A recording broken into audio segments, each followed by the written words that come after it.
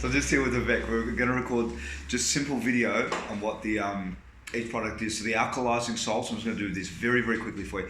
The alkalising salts, we're going in alphabetical order. I've got a list here.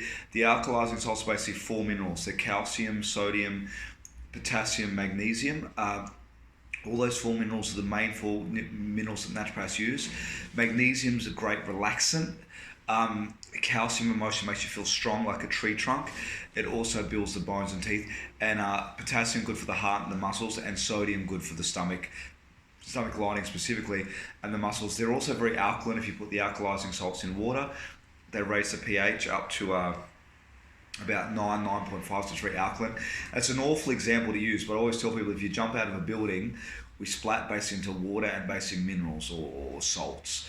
I put the word salts on there because the TGA consultant advised me that it's safer to use the word salt than minerals for whatever reason. So you can use those words interchangeably. In chemistry, when something's a salt, it means something specifically, but minerals and salts often in layman's terms just get used interchangeably.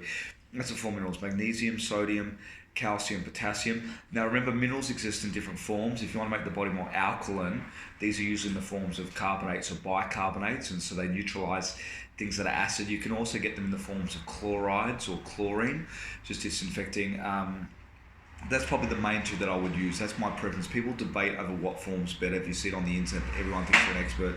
Naturopaths think they're experts, but honestly, they haven't really worked with them the direct way. They have bicarbonates are nice and alkalising, and chlorides are also nice and alkalising, but they can be a bit dehydrating. That's my two preferences, even in the pod. Sometimes in the floating pod, we put in magnesium sulfate, which is with sulfur. It makes volcanoes red in colour.